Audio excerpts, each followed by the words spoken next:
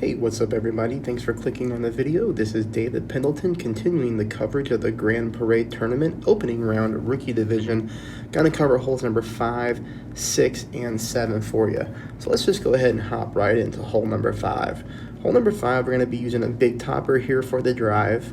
We're gonna be going all top spin except one bar with 1 bar of side spin to the right.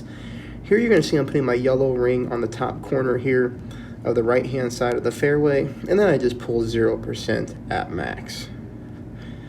Pretty easy drive, you know. The only thing that we hate about this hole is great balls can be deadly. It's not uncommon for a great left to end up in the water, so be very careful and focus when it comes to this drive. You see here we get a good little rollout. We don't experience the rollout glitch. Every once in a while you're going to catch a part of this fairway that puts you into the sand. It kind of stinks when it happens, but it's not too often. 0% at mid is how I want to play shot number 2. Let me walk you through shot number 2 here for a second. I tried to use this little fairway pad here in the middle of the water and find a funnel, kind of the same way that we used to play this shot in pro. It is not working in rookie unless I'm doing something wrong. Sometimes the ball comes in too hot, or sometimes the ball just lands 15 yards short of the pin. So it's really, really strange, right? Even though the ball guideline shows the ball going to the hole. So I gave up on that. On this account, I decided to try to go with a full backspin shot with a little bit of side spin to the right. You can see I'm in practice mode here. Unfortunately, I hit a great shot in practice, and I hit a great shot in real mode, but I do want to try to go with this backspin shot here, as I really do believe this will be the most consistent way for us to play.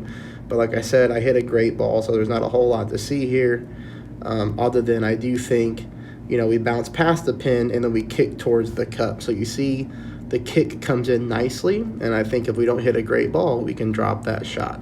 All right, hole number 6, 0% at max. Katana ball is enough juice. 2 bars of side spin to the right, 4.5, 5 top, something like that. After you apply your spin, I want you to find the little sticky spot here at the top of the fairway. It's not a big deal if you don't know how to find it.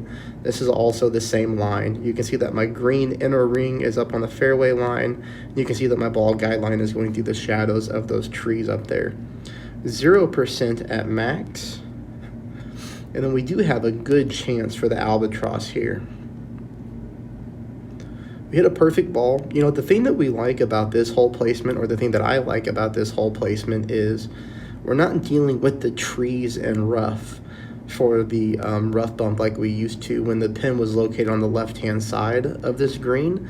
Now we get a really good angle at it, being right here, kind of middle right-hand side back of the green. We get a lot of rough to work with. 3 bars of side spin to the left, combined with enough backspin to get your ball guideline pointing at the pin, and maybe even a little bit short of pin. Here you can see I'm aiming essentially dead center, ball guideline to the hole.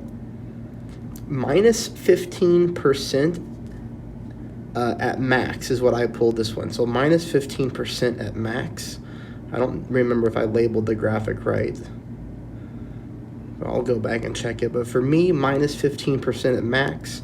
Make sure you check your own distance of your sniper shot or Viper, whatever club you're using. And look at this. The ball goes in the hole and comes out just because it came in a little bit too hot.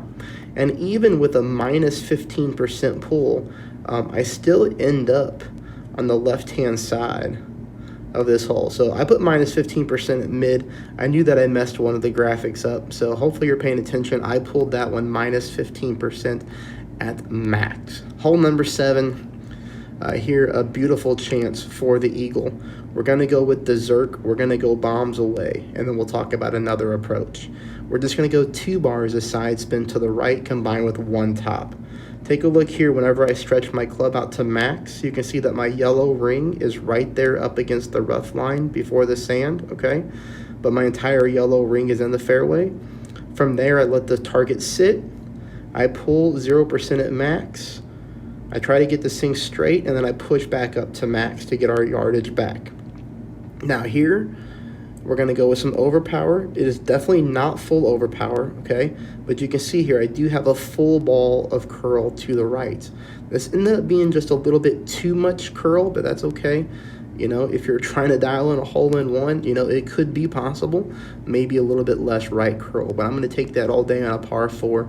Nice little putt here to pick up the eagle.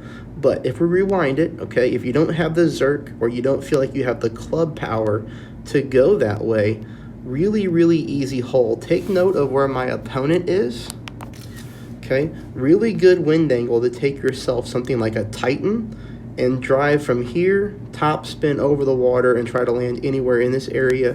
And you're going to be taking yourself a short iron shot to pin, just like I did in the qualifying round, okay? But the qualifying round was headwind.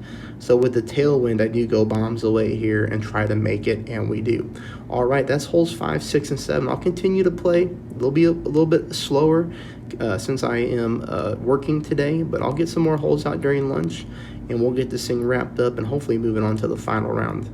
Thanks, everybody.